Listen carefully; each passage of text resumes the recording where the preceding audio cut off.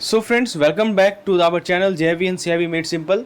In this lecture, we are going to revise our rural banking module A quickly. So in the next 1 hour to 1.5 hour, I will cover all the important points which is given in your Macmillan book, especially module A of rural banking. चलिए दोस्तों शुरुआत करते हैं हम लोग। सबसे पहले देखिए पहला पॉइंट यूनिट नंबर 1 में देखिए कुछ फीचर्स बताए जा रहे हैं आपको।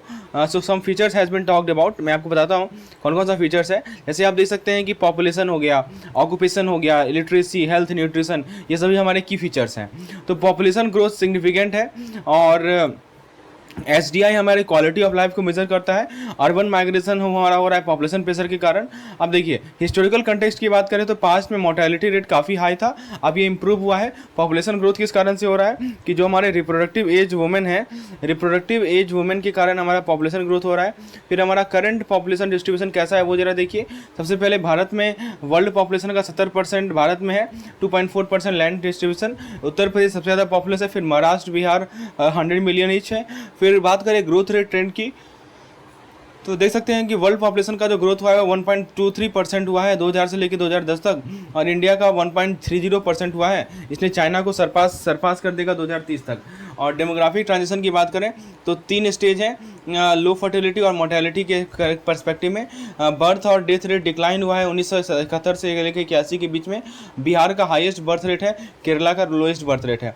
पॉपुलेशन पिरामिड की बात करें तो डेवलप्ड कंट्री सिलेंड्रिकल शेप का होता है, India large young reproductive population है, डेमोग्राफिक डिविडेंड है। फिर दोस्तों सेक्स रेशियो देख सकते हैं कि 943 में इंप्रूव हुआ है फीमेल पर 1000 मेल। हरियाणा, जम्मू कश्मीर, सिक्किम और कुछ यूनियन टेरिटरी में बहुत ही कम है। फिर बात करें इशूज कंसर्निंग पॉपुलेशन तो पॉपुलेशन को एक रिसोर्स या बर्डन के रूप में देखा जाता है। इंडिया स्टेज 3 है डेमोग्राफिक ट्रांजिशन में। पॉपुलेशन को इमर्जिंग पावर के रूप में देखा जाता है। हाई पॉपुलेशन डेंसिटी जो है माल्थूसियन कंसर्न को रेज किया। अभी माल्थूसियन कंसर्न क्या है इसके बारे में डिटेल जानकारी के लिए हमारे रूरल बैंकिंग के वीडियो लेक्चर में आप देख सकते हैं। इकोनॉमिक फ्रंट की बात करें तो जीडीपी 10.2% से ग्रोथ हुआ है। पर कैपिटा एनएनपी जो है हमारा नेट नेशनल प्रोडक्ट डबल हुआ है। फूड प्रोडक्शन ग्रोथ रेट जो है पॉपुलेशन ग्रोथ रेट से लोअर है। और अर्बनाइजेशन जो हुआ है इस कारण से क्या हुआ है कि सिटी से प्रेशर बढ़ा है। लिटरेसी की बात करें तो लिटरेसी आपको पता ही है लाइफ के क्वालिटी को, अवेयरनेस, स्किल सभी को डेवलप करता है। तो इसको मेजर किया जाता है 7+ एज के लिए। एवरेज रेट जो लिटरेसी का है वो 74.04% है, केरला का हाईएस्ट है, बिहार का लोएस्ट है। लिटरेसी रेट 64.80 से इंप्रूव होकर 74.04 तक पहुंचा है। यदि हम कॉन्स्टिट्यूशन के आर्टिकल प्रोविजन की बात करें तो आर्टिकल नंबर 30 जो है वो किससे रिलेटेड है, education of minority. Article number 40, 41, 45, 46 याद रखिएगा, ये हमारे फ्री एंड कंपलसरी एजुकेशन से रिलेटेड है। 15, 17, 46 वीकर सेक्शन एजुकेशन से। और आर्टिकल 21 सब सेक्शन है जो है free education for children ages 6 to 14। अब बात करें जेंडर डिस्पैरिटी की। जेंडर डिस्पैरिटी में क्या है कि लिटरेसी रेट का कैलकुलेशन जो है 0 to 6 ईयर को एक्सक्लूड करता है 1991 से। और परसिस्टेंट जेंडर डिस्पैरिटी है खासकर रूरल एरिया में। गवर्नमेंट मेजर की बात करते हैं scholarship, uniform, text book, stationery, mid day meal scheme 1995 में लॉन्च किया था, समग्र शिक्षा प्रोग्राम, और फिर एक हमारा awareness campaign in rural area. अब हमारा जो 6th इकोनॉमिक सेंसस हुआ था 2013-14 में कंडक्ट किया गया, इसमें सारे इकोनॉमिक एक्टिविटीज़ को कवर किए गए एक्सेप्ट क्रॉप प्रोडक्शन। और जो 7th इकोनॉमिक सेंसस है वो पैंडेमिक के कारण डिले हो गया। स्टैटिस्टिक्स की बात करें तो ये सब कुछ पॉइंट्स आप देख लीजिए, इतना इंपॉर्टेंट नहीं है क्योंकि इतना डेटा नहीं पूछा जाता है आपसे, तो इसको आप एक बार गो थ्रू हो जाइए, दैट्स ऑल। अब देखिए लाइव स्टॉक सेक्टर में क्या एम्प्लॉयमेंट है मतलब देखिए एग्रीकल्चर सेक्टर का जो है 84.86% जो एम्प्लॉयमेंट है वो लाइव स्टॉक सेक्टर में है। फिर एग्रीकल्चर का एस्टैब्लिशमेंट की बात करें तो सिग्निफिकेंट कंट्रीब्यूशन है हमारे इंडियन भारतीय अर्थव्यवस्था में। डेफिनेशन क्या होता है कि आप एग्रीकल्चर गुड्स, एग्रीकल्चर सर्विस, या फिर crop production, plantation, live stock, forestry, logging, fishing, aquaculture, ये सभी हमारे एग्रीकल्चर एस्टैब्लिशमेंट के पार्ट आते हैं। देखिए 5 स्टेट है, आप यहाँ देख सकते हैं। नॉन एग्रीकल्चर एस्टैब्लिशमेंट क्या मतलब क्या होता है, जैसे mining, manufacturing, utilities, construction, trade, transport, accommodation, IT, finance. अब देखिए नॉन एग्रीकल्चर एम्प्लॉयमेंट में आप देख सकते हैं कितना एम्प्लॉयमेंट दिया है, फीमेल एम्प्लॉयमेंट कितना दिया है, टॉप सेक्टर कौन कौन से हैं नॉन एम्प्लॉयमेंट में, तो ये याद रखिएगा। सबसे ज़्यादा टॉप सेक्टर जो है हमारे वो मैन्युफैक्चरिंग सेक्टर है, जिसमें जो 13.36 बिलियन यानी 28% है।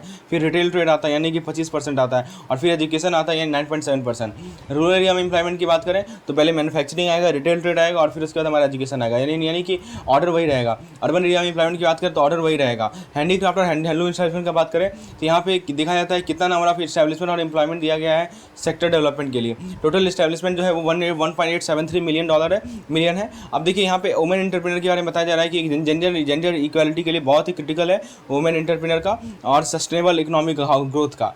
अब देखिए कुछ डेटा दिया हुआ है कि फीमेल का लिटरेसी रेट क्या है, फीमेल का वर्कफोर्स पार्टिसिपेशन क्या है। फिर एग्रीकल्चर सेंसस की बात करें तो एग्रीकल्चर सेंसस के बारे में बताया जा रहा है कि ये प्रिंसिपल सोर्स है लाइवलीहुड का।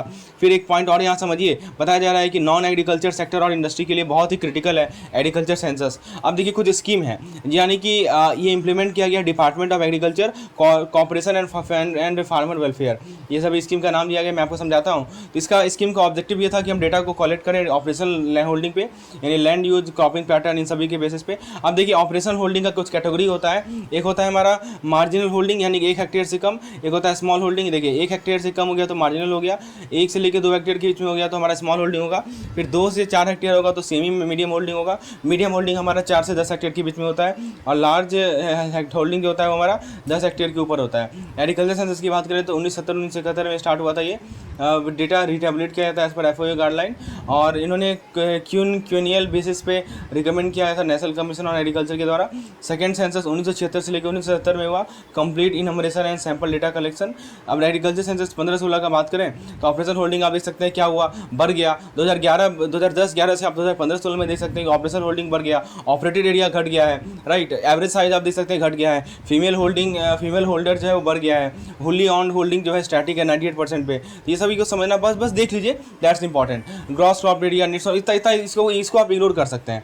फिर हम बात करें सोशियो इकोनॉमिक इंडिकेटर की तो सबसे पहला आता है SDI। SDI के बारे में पूछा गया था पिछले बार सवाल, इसलिए ध्यान से सुनिए। SDI क्या है कि लॉन्ग और हेल्दी लाइफ, एजुकेशन और स्टैंडर्ड ऑफ लिविंग को मेजर करता है। ये डेवलप किया गया था महबूल उल हक के द्वारा, जो कि UNDP के ह्यूमन डेवलपमेंट रिपोर्ट ऑफिस में यूज किया जाता है। बहुत इंपॉर्टेंट है दोस्तों, ये सब पॉइंट पूछा गया था। अब देखिए हेल्थ क्या है, हेल्थ का मतलब कि हमारा life expectancy at birth, right, life expectancy है। बट एजुकेशन का मतलब कि मीन ईयर ऑफ स्कूलिंग, यानी स्कूलिंग का मीन ईयर कितना होना चाहिए। और देखिए SDI के बारे में बात करें, ये हमारा सोशियो इकोनॉमिक डेवलपमेंट इंडिकेटर है। तो देखिए SDI क्या होता है कि हमारे long and healthy life, knowledge और डिसेंट स्टैंडर्ड ऑफ लिविंग, इसे मेजर करता है, राइट। अब इसका कुछ एक इंडिकेटर दे सकते हैं जैसे कि लाइफ एक्सपेक्टेंसी कितना है बर्थ पे, फिर एक्सपेक्टेड ईयर ऑफ स्कूलिंग क्या है, मीन ईयर ऑफ स्कूलिंग क्या है, हमारा GNI पर कैपिटा क्या है।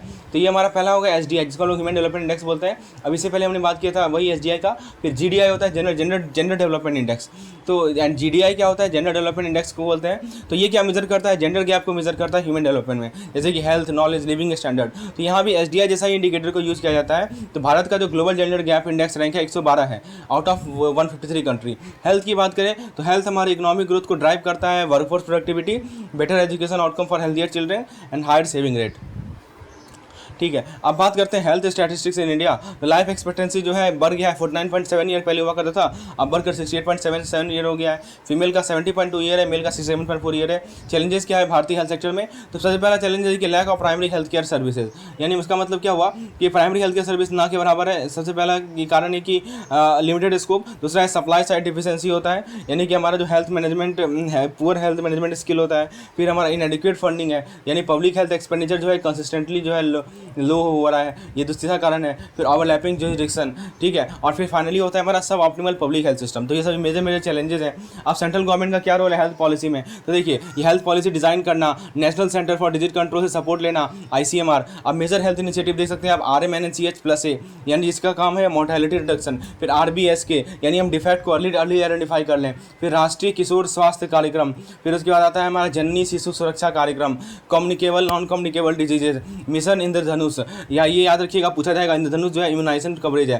फिर नेशनल मेंटल हेल्थ प्रोग्राम, तो ये क्या है, मेंटल हेल्थ केयर एक्सेस है। फिर आता है हमारा PMSSY, यानी tertiary health care medical education. एक आता है हमारा राष्ट्रीय आयोग निधि, ये फाइनेंशियल असिस्टेंस दिया जाता है लाइफ थ्रेटनिंग डिजीज के लिए। एक होता है हमारा नेशनल टोबैको कंट्रोल प्रोग्राम, नाम से ही क्लियर है, इंटीग्रेटेड चाइल्ड डेवलपमेंट सर्विसेज। और एक आता है हमारा राष्ट्रीय स्वास्थ्य बीमा योजना। न्यूट्रिशन की बात करें तो टॉप प्रोड्यूसर है मिल्क का, पल्सेस का, सेकंड है राइस और वीट में, फिर अंडर न्यूट्रिशन आप देख सकते हैं। अब देखिए हायर एजुकेशन में जो रिजर्वेशन सिस्टम है उसे आपको पता ही है कि यदि हमारा एक्ट है, एक्ट कौन सा है, 2006 का एक्ट है, सेंट्रल एजुकेशन इंस्टीट्यूशन एक्ट 2000। तो 7.5% सीट्स एसटी के लिए, 15% सीट एससी के लिए और 27% सीट जो है नॉन क्रीमी लेयर ओबीसी के लिए। और कुछ स्टेट स्पेसिफिक एडजस्टमेंट किया गया है, ठीक है। माइनॉरिटी ग्रुप को भी हम एजुकेशन इंस्टीट्यूशन सेट कर सकते हैं। अब यूनिवर्सलाइजेशन ऑफ बेसिक एजुकेशन, तो कहा गया है कि जो हमारा नेशनल ड्रॉप आउट रेट है प्राइमरी लेवल पे वो घट चुका है 1.28% 2016 में। और हाई ड्रॉप आउट रेट कहाँ पे है? झारखंड में, अरुणाचल प्रदेश में, नागालैंड, बिहार और मिजोरम में। सेकेंडरी एजुकेशन जो है सोशल और इकोनॉमिक बेनिफिट को यील्ड करता है। अब देखिए एजुकेशन सिस्टम में सबसे पहले चैलेंज क्या है कि हमारा एक्सेस, इक्विटी और क्वालिटी, ठीक है, ये इस सभी का इशू हमेशा के लिए रखा हुआ है। दूसरा पॉइंट है कि wide spread poverty and prejudices. तीसरा पॉइंट है कि ड्रॉप आउट रेट काफ़ी ज़्यादा है मार्जिनलाइज सेक्टर के बीच में। अब यदि हम बात करें रूरल अर्बन माइग्रेशन की, देखिए दोस्तों ट्रेडिशनल और सीजनल माइग्रेशन पैटर्न को यहाँ शो किया जा रहा है। पॉपुलेशन जो अर्बन एरिया में है वो 11.4% से बढ़कर 30% पर पहुँच गया है। माइग्रेशन का कारण क्या है वो समझिए। What are the reason for migration? तो पहला रीजन है हमारा marriage, employment opportunity, education opportunity. अब यहाँ पे देखिए कुछ पुल फैक्टर है, कुछ पुश फैक्टर है। हम लोग बात कर रहे हैं कॉजेस ऑफ माइग्रेशन की, तो पुल फैक्टर क्या होता है? जैसे कि एम्प्लॉयमेंट और मॉडर्न फैसिलिटी हो गई, पुल फैक्टर हो गया। और पुश फैक्टर क्या हो गया? हमारा अनएम्प्लॉयमेंट है, हंगर, स्टार्वेशन है, ये हमारा पुश फैक्टर है। यदि माइग्रेशन ट्रेंड की बात करें तो आप देख सकते हैं 45.36 करोड़ माइग्रेंट जो है 2011 का लेटर डेटा दे रखा है और कुछ परसेंटेज दे रखे हैं, इतना नहीं पढ़ना है हमें, दैट्स ऑल। अब देखिए अब रूरल एरिया को बहुत सारे टाइप्स ऑफ बैंक सर्व करते हैं, तो हमें समझना है कि रूरल सोसाइटी को समझना, पंचायती राज समझना बहुत जरूरी है। तो भारतीय बैंक कोई सेल्फ कंटेंट नहीं है, वो मार्केट, फेयर्स, रिलीजियस एक्टिविटी के माध्यम से इंटरेक्ट करते हैं। रूरल स्ट्रक्चर के अंदर family, kinship, caste, stratification, power, region, ये सब आता है। उसके बाद दोस्तों नेक्स्ट पॉइंट है हमारा कि विलेज को हम लोग यूनिट ऑफ डेवलपमेंट के रूप में रिकॉग्नाइज करते हैं। ये पूछा जा सकता है कि यूनिट ऑफ डेवलपमेंट क्या होता है? तो विलेज होता है। पॉलिटिकल पार्टी के पास एजेंट्स होते हैं, ऑफिसेज होते हैं। विलेज के पास फिक्स लिमिट है, शेयर रिसोर्स है और religious site open to all है। कास्ट स्ट्रक्चर की बात करें तो विलेज में क्या होता है? मल्टीपल जाति सेगमेंट होता है। फिर देखिए एक सिस्टम का नाम लिखा गया है जजमानी सिस्टम। जजमानी सिस्टम के अंदर क्या होगा? Traditional occupation and payment in kind और कैश। अब एक होता है हमारा किनशिप टाइज क्या होता है? दूसरे विलेजेस और टाउन में एक्सटेंड किया जाता है। और फिर दोस्तों बात करें हम लोग ट्रेडिशनल पंचायत की, तो विलेज है जाति पंचायत एंड विलेज पंचायत, और ट्रेडिशनल पंचायत जो है प्रॉपर्टी को एड्रेस करता है एंड फैमिली डिस्प्यूट को एड्रेस करता है हमारा ट्रेडिशनल पंचायत। तो याद रखिएगा पंचायत का टाइप्स यहाँ बताया जा रहा है। एक ट्रेडिशनल पंचायत होता है, विलेज में जाति पंचायत होता है और विलेज पंचायत होता है, दो चीज़ ध्यान रखिएगा। अब बात करते हैं फैक्शनलिज्म की, तो फैक्शनलिज्म का मतलब ही समझिए, पहले मतलब समझिए क्या मतलब होता है कि power alignment between individual and family, यानी इंडिविजुअल और फैमिली के बीच में जो पावर का अलाइनमेंट होता है वो कैसा होता है। अब देखिए फैक्शन, यहाँ पे वर्ड आया है फैक्शन। फैक्शन का बेसिकली मतलब ही होता है around dominant individual with support from family and kinship group. अब देखिए एक पॉइंट समझिए, बहुत सारे फैक्शन का ड्यूरेबिलिटी है। डोमिनेंस का मतलब क्या होता है कि कुछ हमारे डोमिनेट लैंड ऑनर, जैसे जाट हो गया Punjab Haryana, Jat and Rajput western UP, Bhumihar and Rajput Bihar, Patidars Gujarat, Reddy, Velamas, Kammas Andhra Pradesh, ठीक है, वोकालिंगाज एंड लिंगायत कर्नाटका। तो ये सभी हमारे डोमिनेट लैंड ऑनर हैं। तो इन सभी जाति का जो रिच एलिमेंट्स होता है वो पॉलिटिकल क्लाउड डेवलप करते हैं, ये बात को ध्यान रखना है। फ्रेंड्स आपको मैं बता दूं कि ये हमारा रूरल बैंकिंग का क्विक रिवीजन सेशन है। यदि आपको इसकी पीडीएफ की रिक्वायरमेंट है तो हमारा कैप्सूल कोर्स आप अवेल कर सकते हैं, यानी हमारे इलेक्टिव पेपर का कैप्सूल कोर्स है जिसके अंदर आपको वन लाइनर पीडीएफ, इस तरह का क्विक रिवीजन पीडीएफ, जो कि उसके अलावा आपको क्विजेज, प्रीवियस ईयर क्वेश्चन, ये सभी कंटेंट आपको मिल जाएंगे। विशेष जानकारी के लिए आप डिस्क्रिप्शन सेक्शन में जाएँ, वहाँ पर मैंने इसका लिंक दे रखा है, वहाँ से आप डायरेक्टली इस कोर्स को परचेज कर सकते हैं या मुझे व्हाट्सएप भी कर सकते हैं आप इस नंबर पर। नंबर मैं यहाँ लिख देता हूँ। चलिए आगे बढ़ते हैं, let's move forward and see the next point. Next point है हमारा various influence on rural society. तो जो माइग्रेशन है, जो पॉलिटिकल चेंजेस हैं, इन्होंने रूरल स्ट्रक्चर को अल्टर कर दिया, चेंज कर दिया। अब देखिए कुछ मूवमेंट का नाम लिखा गया, जैसे कि आर्य समाज, जस्टिस पार्टी, चिपको मूवमेंट, इसने रूरल सोसाइटी को इम्पैक्ट किया, ठीक है। अब बात करते हैं लोकल इंस्टीट्यूशन की, तो बहुत सारे लोकल इंस्टीट्यूशन के अंदर हमारा जैसे ग्राम पंचायत हो गया, उसके बाद हमारा आ गया प्राइमरी एग्रीकल्चर क्रेडिट सोसाइटी, जिसको हम लोग शॉर्ट में PACS भी बोलते हैं। तो PACS हमारा लोकल इंस्टीट्यूशन है। पंचायती राज की बात करें तो देखिए कुछ पॉइंट को समझिए। पहला पॉइंट ये है कि ये 3 टायर स्ट्रक्चर है रूरल डेवलपमेंट के लिए। इसका एम है कि लोकल सेल्फ गवर्नमेंट को डेवलप करना डिस्ट्रिक्ट, जोन और विलेज लेवल पे। ये सारे स्टेट में स्टैब्लिश है, नागालैंड, मेघालय, मिजोरम एंड कुछ यूनियन टेरिटरी। अब देखिए पंचायत कैसे इवॉल्व हुआ, तो village panchayat dominant role institution play करता था एंशिएंट इंडिया में, और पंचायत को अंडरमाइन किया गया मुगल के द्वारा और ब्रिटिश रूल के द्वारा। पोस्ट इंडिपेंडेंस क्या हुआ कि कंडीशनल सपोर्ट मिला विलेज पंचायत को स्टार्ट करने के लिए आर्टिकल नंबर 40 के अंदर। अब देखिए कुछ कमिटीज़ के बारे में मैं आपको बताता हूँ। Let me talk about some committees, recommendation of some committees. पहला है हमारा बलवंत राय मेहता कमेटी। तो इसने 3 टायर, याद देखिएगा बहुत इंपॉर्टेंट पार्ट है, 3 टायर पंचायत राज सिस्टम किसके द्वारा लगेगा, तो बलवंत राय मेहता कमेटी के द्वारा। इलेक्शन डायरेक्ट इलेक्शन होता है ग्राम पंचायत के लिए, इनडायरेक्ट इलेक्शन होता है पंचायत समिति के लिए और जिला परिषद के लिए। फिर ऑब्जेक्टिव क्या है, प्लानिंग एंड डेवलपमेंट। रूल की बात करें तो पंचायत समिति एग्जीक्यूटिव बॉडी होता है, जिला परिषद एडवाइजरी और सुपरवाइजरी बॉडी होता है, पंचायत समिति जो होता है वो एग्जीक्यूटिव बॉडी होता है। लीडरशिप की बात करें तो डिस्ट्रिक्ट कलेक्टर होते हैं, वो चेयरमैन होते हैं जिला परिषद के। और रिसोर्सेज की बात करें तो हमारा जो रिसोर्सेज है, duties for provision of resources for duty. अब अशोक मेहता कमेटी, अभी हमने बलवंत राय मेहता कमेटी के बारे में बात की जिन्होंने पंचायती राज इंस्टीट्यूशन को स्टैब्लिश किया था। अब बात करते हैं अशोक मेहता कमेटी 1977 में, या एक बार आप ईयर भी देख सकते हैं यहाँ पे। तो देखिए सबसे पहले क्या है कि इन्होंने 2 टायर सिस्टम को प्रपोज किया, एक जिला परिषद यानी डिस्ट्रिक्ट लेवल पे और एक मंडल पंचायत जो कि ग्रुप ऑफ विलेज है। तो डिस्ट्रिक्ट लेवल प्राइमरी लेवल तो सुपरविजन का, आफ्टर द स्टेट लेवल। फिर दोस्तों रोल क्या बताया गया कि जिला परिषद जो है एग्जीक्यूटिव बॉडी होता है जो कि डिस्ट्रिक्ट लेवल प्लानिंग करता है। फिर एक हमारा जीवीके राव कमेटी है, इसने जिला परिषद को की बॉडी माना डेमोग्राफिक डिसेंट्रलाइजेशन के लिए। एक और पॉइंट को समझिए यहाँ पे कि इसका रोल क्या है कि specific planning, implementation and monitoring. तो अभी हमने 3 तरह के कमिटीज़ देखे, पहले बलवंत राय कमेटी, फिर अशोक मेहता कमेटी, फिर जीवीके कमेटी। फिर दोस्तों इसमें कहा गया कि जो लीडरशिप होगा उसके लिए हम लोग डिस्ट्रिक्ट डेवलपमेंट कमिश्नर को सीईओ के रूप में स्टैब्लिश करेंगे जिला परिषद का। अब बात करते हैं एम सिंघवी कमेटी। तो इसने रिकमेंड किया कि हमारा जो है पंचायती राज सिस्टम का कॉन्स्टिट्यूशनल रिकॉग्निशन हो। इसने इलेक्शन को कहा call for free and fair election, और फाइनेंस जो है advocated for more financial resource for village panchayat. अब बात करते हैं पंचायत का इफेक्टिवनेस। तो पंचायत बहुत ही इंस्ट्रूमेंटल होता है आइडेंटिफाई करने में, प्रॉब्लम को सॉल्व करने में। फिर राजस्थान और आंध्र प्रदेश ने पहला पंचायती राज सिस्टम को अडॉप्ट किया था 1959 में, उसके बाद दूसरे स्टेट ने फॉलो किया। तो पूछा जा सकता है, ये बहुत इंपॉर्टेंट पॉइंट है, इसको मैं आपको रिपीट कर देता हूँ कि राजस्थान एंड आंध्र प्रदेश। अब देखिए 1992 का जो अमेंडमेंट हुआ वो कैसे हुआ वो देखिए। तो सबसे पहले कि पार्ट 9 जोड़ दिया गया 11 शेड्यूल ऑफ द कॉन्स्टिट्यूशन। फिर ये हमारा आर्टिकल 40 को सेफ प्रोवाइड किया जो कि डायरेक्ट करता है स्टेट को कि वो विलेज पंचायत को ऑर्गेनाइज कर सकते हैं with power and authority for self governance. तो आर्टिकल नंबर याद रखिएगा, आर्टिकल नंबर 40 में एडिशन हुआ, पार्ट 9 को ऐड किया गया कॉन्स्टिट्यूशन में। अब देखिए इन्होंने स्टेट को मैंडेट किया कि पंचायती सिस्टम को अडॉप्ट करें। अब साइलेंट फ्यूचर एक्ट के बारे में बात करें तो पहला होता है हमारा ग्राम सभा। तो ग्राम सभा प्राइमरी बॉडी होती है जो कि सारे रजिस्टर्ड वोटर को पंचायत एरिया में, जिसके अंदर सारा रजिस्टर्ड वोटर होता है, ग्राम सभा बोलते हैं उसको। फिर 3 टायर सिस्टम के बोले कि विलेज, इंटरमीडिएट और डिस्ट्रिक्ट लेवल पे इसको बनाया गया। इलेक्शन जो होता है डायरेक्ट इलेक्शन होगा, मेंबर एट ऑल लेवल। तो चाहे वो जितने भी लेवल्स है सभी में जो मेंबर्स अवेलेबल है उनके लिए डायरेक्ट इलेक्शन होगा, और इनडायरेक्ट इलेक्शन होगा चेयरपर्सन के लिए इंटरमीडिएट और डिस्ट्रिक्ट लेवल पे। ठीक है, तो ये चीज़ समझना है कहाँ पे डायरेक्ट वोटिंग होगा, कहाँ इनडायरेक्ट वोटिंग होगा। ST SC वुमेन के लिए पोजीशन रिजर्व है। अब देखिए डिस्क्वालिफिकेशन, तो पर्सन डिस्क्वालीफाई होगा पंचायत के मेंबर की कंडीशन क्या है कि disqualified under current law for state legislature, disqualified under in law में the state legislature, not disqualified being under 25 if they are at least 21 year old. ठीक है, तो 20 से 25 साल के, 21 से 25 साल के जो तो डिस्क्वालीफाई नहीं होगा, ये भी कंडीशन डाला हुआ है। अब देखिए स्टेट इलेक्शन कमीशन की बात करें तो ये रिस्पॉन्सिबल होता है इलेक्टोरल रोल और पंचायत इलेक्शन को कंडक्ट करने का।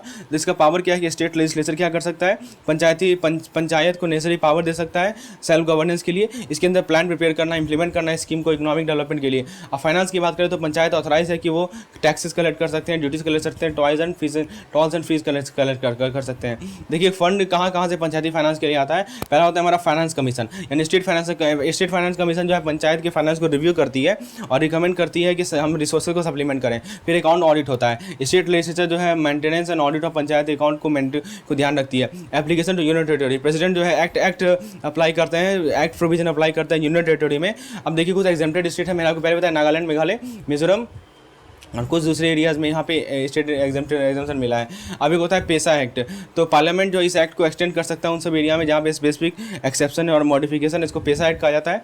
तो ये सब ध्यान रखिएगा। अब पंचायत एक्ट 1996 की बात करते हैं जो कि पेसा एक्ट है। तो बेसिकली हमारा जो पार्ट 9 प्रोविजन था शेड्यूल एरिया को, उसको एक्सटेंड किया गया। ये आपको सेल्फ रूल प्रोवाइड करेगा, पार्टिसिपेटरी डेमोक्रेसी को इंप्लीमेंट करेगा, ट्राइबल ट्रेडिशन को प्रिजर्व करेगा, पंचायत को इंपावर करेगा ट्राइबल स्पेसिफिक पावर से, और हाई लेवल पंचायत को प्रिवेंट करेगा कि वो लो लेवल पंचायती पावर को एज्यूम करे। अब देखिए ये जो पंचायती राज सिस्टम है इसका इंपैक्ट क्या पड़ा। सबसे पहले कि ये मल्टी लेवल फेडरलिज्म को प्रमोट किया, और फिर उसके बाद इसने गवर्नेंस और इशूज़ जो हमारे ग्रास रूट लेवल पे लाए। अब देखिए ड्यूटीज़ आप बात करें, यदि हम ये ग्राम पंचायत की ड्यूटीज़ की बात करें तो सबसे पहले वो क्या करेगा, विलेज इंफ्रास्ट्रक्चर को मेंटेन करेगा। ये इसका प्राइम रोल है, विलेज इंफ्रास्ट्रक्चर जैसे कि water supply, health, lighting. Primary school supervise करेगा, वेलफेयर देखेगा बैकवर्ड क्लास का, वो एक एजेंट के रूप में काम करेगा पंचायत समिति का एग्जीक्यूटिव डेवलपिंग सिस्टम में। पंचायत समिति क्या होता है, हमारा इंटरमीडिएट टायर माना जाता है इसको पंचायत समिति बोला जाता है बहुत सारे स्टेट में। तो इसके अंदर बहुत सारे कैटेगरीज होते हैं मेंबर में, खासकर ब्लॉक और तालुका में होता है ये, जिसके अंदर सरपंच आते हैं। अब उसके बाद यदि की पॉइंट की बात करें पंचायती राज सिस्टम का, पहला मतलब पंचायत समिति इंटरमीडिएट है,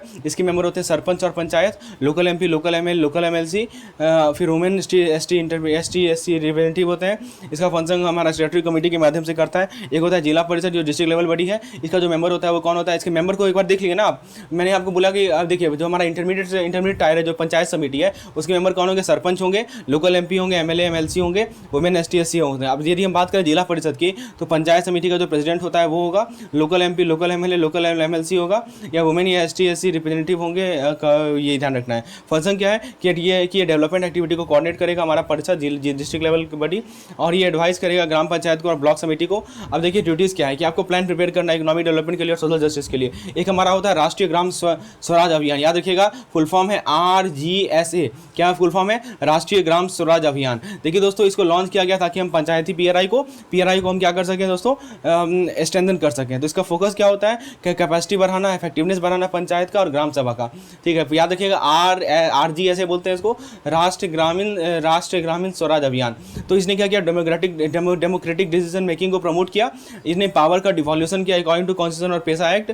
अब मिशन अंत्योदय, इसका मतलब ये है, ये मिशन का क्या कहता है कि 5000 ग्राम पंचायत को पॉवर्टी फ्री बनाने का। अब एक है हमारा NIRD NPR, national institute of rural development and Panchayati Raj. तो एक autonomous organisation under the ministry of rural government of India. ये प्रीमियर नेशनल सेंटर होता है रूरल डेवलपमेंट और पंचायती राज के लिए, NIRD NPM। ये डेवलपमेंट ऑफ रूरल को फैसिलिटेट करेगा। यदि हम पॉवर्टी लाइन की मेजर की बात करें, देखिए एग्रीकल्चर और एलाइड एक्टिविटी सिग्निफिकेंटली कंट्रीब्यूट करता है रूरल इकोनॉमी में। तो 2021 में जो ग्रॉस वैल्यू एडेड था एग्रीकल्चर का वो 3% बढ़ गया है, right. It has increase by 33%। अब देखिए कुछ हमारे RNFS होते हैं, यानी कि नॉन फार्मिंग एक्टिविटीज़ होते हैं। अब RNFS के अंदर कौन कौन सी एक्टिविटीज़ आते हैं एक बार रिकॉल कर लेते हैं। फर्स्टली पहला होता है हमारा नॉन एग्रीकल्चर एक्टिविटी, जैसे कि mining, manufacturing, trade and transport. तो नाम ही रखा है नॉन फार्मिंग ना, तो नॉन फार्मिंग के अंदर हमारा जो माइनिंग है, मैन्युफैक्चरिंग है, ट्रेड है, ट्रांसपोर्ट है, ये सब के सब आते हैं। ये हमारी सप्लीमेंट्री एम्प्लॉयमेंट को प्रोवाइड करेगा। ये हमारी रूरल हाउस होल्ड इनकम का 20 से 25% कंट्रीब्यूट करेगा। यदि हम GDP और GVA की बात करें तो कुछ रिफॉर्म्स है, जैसे GST, IBC, FDI, लिबरलाइजेशन, इन्होंने ग्रोथ को सपोर्ट किया है। आइए आगे बढ़ते हैं, let's move forward and see the next point that we have. अब बात करते हैं पॉवर्टी लाइन को मेजर करने का की पॉइंट्स क्या क्या है। तो रूरल इकोनॉमी आपको पता ही है कि हैविली रिलायंट करते हैं एग्रीकल्चर पे और अलाइड एक्टिविटीज़ पे। एग्रीकल्चर और अलाइड एक्टिविटी में रेजिलेंस शो किया गया है। GVA जो है 4% बढ़ गया है 2019-20 में, और 2000 देखिए सबसे पहले 2.4% था, जो कि बढ़कर 4% हो चुका है हमारा GVA, खासकर एग्रीकल्चर सेक्टर की बात करें, जिसको हम ग्रॉस वैल्यू एडेड बोलते हैं। एग्रीकल्चर एक सिग्निफिकेंट सोर्स है लाइवलीहुड का। फिर दूसरा पॉइंट आता है हमारा ग्लोबल और इंडियन इकोनॉमी। क्या मतलब होता है इसका, लेट्स अंडरस्टैंड। देखिए ग्लोबल इकोनॉमी जो है कॉन्ट्रैक्ट हो गया है 3.5% से लेकर 4.5% तक। इंडियन इकोनॉमी कॉन्ट्रैक्ट हो गया है लॉकडाउन के कारण। फिर हम बात करें रूरल मनी मार्केट की। देखिए कुछ फॉर्मल सोर्स होता है रूरल मनी मार्केट का, जैसे कि बैंक हो गया, कोऑपरेटिव हो गया, इनफॉर्मल सोर्सेज हो गए। फिर दोस्तों कुछ फॉर्मल क्रेडिट इंस्टीट्यूशन होते हैं। अब यदि हम बात करें इंस्टीट्यूशनल वर्सेस नॉन इंस्टीट्यूशनल की, तो इंस्टीट्यूशनल क्रेडिट जो है रूरल एरिया में बढ़कर 29% से बढ़कर जो है 68% हो गया है। ये ध्यान रखना है हमें इंस्टीट्यूशनल क्रेडिट। अब देखिए डिस्ट्रीब्यूशन ऑफ आउटस्टैंडिंग कैश डेब्ट, इसको एक बार स्किप कर दीजिए, उतना इंपॉर्टेंट नहीं है। हाँ, नॉन इंस्टीट्यूशनल सोर्स जैसे मनी लेंडर आते हैं, वो सबसे बड़ा एग्जांपल है। तो मनी लेंडर सिग्निफिकेंट है, खासकर बैंकिंग एक्सपर्ट होने के बावजूद मनी लेंडर सिग्निफिकेंट, जैसे गोल्ड हो गया, लैंड हो गया, इसके अगेंस्ट वो लोन प्रोवाइड करते हैं। कुछ लैंडलॉर्ड्स भी सिग्निफिकेंट है। ट्रेडर्स एंड कमीशन राइट, ठीक है। रिलेटिव से लोन लिया जाता है। तो ये चीज़ इन सभी को क्या बोला जाता है, नॉन इंस्टीट्यूशनल क्रेडिट कहा जाता है। तो अब देखिए रूरल इंडेप्टनेस का कारण क्या है, आप देख सकते हैं इंसिडेंस कैसे हुआ है कि रूरल में 35% है, अर्बन में 22.4% है। डेप्ट डिटेल देख सकते हैं कि रूरल पीपल का एवरेज डेप्ट कितना है, अर्बन का एवरेज डेप्ट कितना है, राइट। तो ये पॉइंट सब देख लीजिए एक बार। डाटा है, केवल और केवल डाटा है, इसको में कुछ करना नहीं है आपको, बस ये पता होना चाहिए कि हाँ यदि पूछ दे कि इनमें से किसका रूरल इंडेप्टनेस ज़्यादा है, कि हमारा रूरल एरिया का या अर्बन एरिया का, तो आप उसको बता सकें। पब्लिक कंसर्न की बात करें तो दोस्तों देखिए इसमें कुछ रिकमेंडेशन इंक्लूड किया गया है कि expanding rural banking, credit counselling and mobile banking. फिर हमारा कुछ इमीडिएट रिमीडियल मेजर है। तो आपको क्या करना है कि एग्जिस्टिंग रिलीफ मेजर को मॉनिटर करना है 31 डिस्ट्रिक्ट अफेक्टेड डिस्ट्रिक्ट में। तो आप लोन को रीस्केड्यूल कीजिए या इंटरेस्ट वेव कीजिए 2 साल के लिए। अब लॉन्ग टर्म लोन प्रोवाइड कीजिए ताकि हाई इंटरेस्ट डेप्ट को मनी लेंडर से बचा सकें, और मनी लेंडर को हाई इंटरेस्ट डेप्ट से बचा सकें, और डेप्ट को 100% फ्री बनाइए। तो दिस इज़ द पॉइंट। सो अब बात करते हैं, ये हमारा फोकस है रूरल कमिटमेंट। अब बात करते हैं रूरल पॉवर्टी की। तो growth should benefit all section of society. Over 200 million people still poor in India. Component क्या होता है पॉवर्टी लाइन का, तो देखिए पहला कंपोनेंट है हमारा फूड कंपोनेंट, दूसरा कंपोनेंट है हमारा नॉर्मेटिव एक्सपेंडिचर, और तीसरा कंपोनेंट है हमारा behaviourally determined expenditure. Rural poverty का डेफिनेशन जो है महेश व्यास के द्वारा दिया गया, ये पूछा गया था सवाल कि poverty is inability to meet current consumption expense with current income, right. क्या हमारे पास क्षमता नहीं है कि हम अपने खर्चे को मीट कर सकें अपने इनकम से। फैक्टर कौन कौन सा इन्फ्लुएंस करता है पॉवर्टी को, तो पहला है population growth, literacy, poor health care, high employment, rising community prices, caste system, and these are all.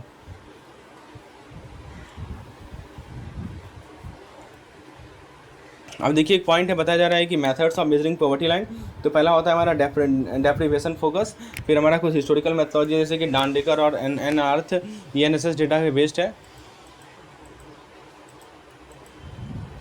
फिर हमारा दोस्तों एक हमारा वाई के अलग टास्क फोर्स है, इन्होंने पॉवर्टी लाइन को कंस्ट्रक्ट किया based on nutritional requirement adjusted to inflation for subsequent year. अब बात करते हैं हम लोग डी लकार्ड वाला टास्क फोर्स, तो ये CPIW या CPIL को यूज करता है ताकि कंजम्पशन पैटर्न को रिफ्लेक्ट कर सके। फिर हमारा सुरेश तेंदुलकर का एक्सपर्ट ग्रुप है 2009 में, तो इन्होंने ऑब्सोलेट कंज्यूमर कंजम्पशन पैटर्न को एड्रेस किया और इन्होंने रिकमेंड किया कि हमारा कैलोरी बेस्ड एस्टिमेशन से शिफ्ट करके हम कंजम्पशन बेस्ड एस्टिमेशन पे आए। तो नाम रखिए, याद रखिएगा। अभी हमने दो तीन नाम देखा, पहला हमने देखा सुरेश तेंदुलकर एक्सपर्ट ग्रुप, फिर हमने देखा दीते लगदावाला, और फिर वाई के अलग टास्क फोर्स। अब देखिए रूरल इंडेप्टनेस क्या होता है कि ये हमारे लो एग्रीकल्चर ग्रोथ से लिंक्ड है। रिकमेंडेशन के अंदर है कि आप रूरल बैंकिंग को एक्सपेंड कीजिए, क्रेडिट काउंसलिंग कीजिए, मोबाइल बैंकिंग को लाइए, और इमीडिएट रेमेडियल मेजर की बात करें तो आप जो एग्जिस्टिंग रिलीफ है उसको मॉनिटर करें, एक लोन को रिस्केड्यूल करें, इंटरेस्ट को वेव करें।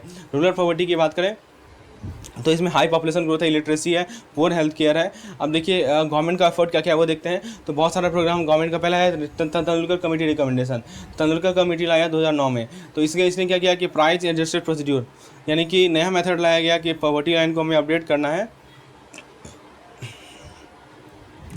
To correct special and temporal price adjustment. Rangarajan committee 2012 में आया, तो इसने क्या किया कि इंटरनेशनल पॉवर्टी एस्टिमेशन मेथड को रिव्यू किया कि हमारा जो इंटरनेशनल पॉवर्टी को एस्टिमेट करने का मेथड है वो कैसा है, और इन्होंने पॉवर्टी एस्टिमेट को लिंक किया सोशो इकोनॉमिक इंडिकेटर से। पूछा जाएगा रंगाराजन कमेटी ने क्या किया, सिंपल सा जवाब आएगा आपका कि जो हमारा पॉवर्टी एस्टिमेट है ना उसको सोशो इकोनॉमिक इंडिकेटर से इन्होंने लिंक किया। अब देखिए यहाँ पे एक पॉइंट है, हाईलाइट की बात करें तो सेपरेट पॉवर्टी लाइन बास्केट होगा रूरल अर्बन एरिया के लिए, स्टेट लेवल एस्टिमेट के लिए, और इनसे भी डिराइव होगा। फिर सेकंड पॉइंट है कि refer to the simultaneous satisfaction of nutrient norm, ये ध्यान रखना है। अब एक हमारा NSSO है, preferred NSSO consumption expenditure eliminate our NAS estimation. फिर दोस्तों बात करें improve capture of spatial and temporal price variation. अब मेथोलॉजी क्या है, एक होता है नॉर्मेटिव लेवल यानी कि एडुकेट नोरिशमेंट के बेसिस पर, एक होता है हमारा न्यूट्रिएंट रिक्वायरमेंट, और एक होता है हमारा प्रॉफिट एंड फैट रिक्वायरमेंट।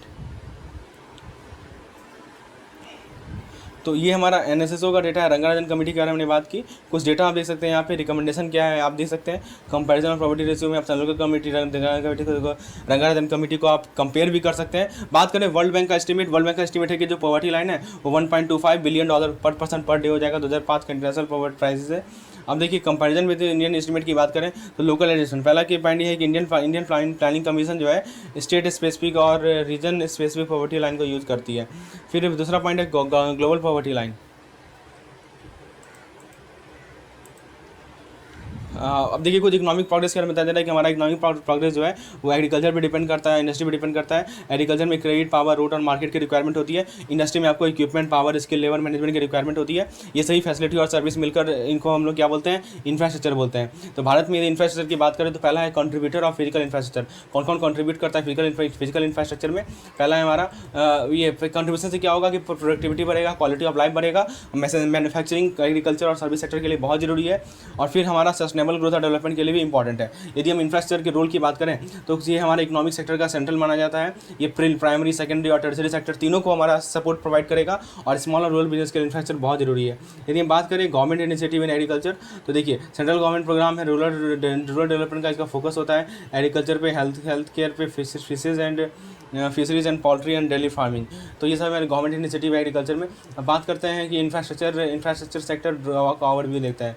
देखिए बताया जा रहा है इंफ्रास्ट्रक्चर सेक्टर के बारे में कि power, bridge, dams, road and urban development, ये सभी हमारे इंफ्रास्ट्रक्चर के अंदर आते हैं। तो बहुत सारे गवर्नमेंट का जो फोकस है वो इंफ्रास्ट्रक्चर डेवलपमेंट में है। और NIP याद रखिएगा, NIP क्या होता है, नेशनल इंफ्रास्ट्रक्चर पाइपलाइन। तो इन्होंने क्या किया है कि 7400 प्रोजेक्ट में एक्सपेंड कर दिया है with substantial investment. Power sector investment की बात करें तो इन्वेस्टमेंट अट्रैक्ट करेगा USD 128 to 155 billion dollar. From 2019 to 2013 2023 तक। फिर हमारा आता है कोर सेक्टर ग्रोथ। तो कोर सेक्टर ग्रोथ जो है 9.4% से बढ़ा है, जो हमारा 7.6% का डिक्लाइन हुआ था उसको रिवर्स किया गया है कोर सेक्टर ग्रोथ के अंदर। 2010 का डेटा है। अब देखिए बताया जा रहा है कि कंस्ट्रक्शन इक्विपमेंट मार्केट, तो टर्नओवर जो है, मार्केट टर्नओवर जो है $6.5 मिलियन है इन 2020।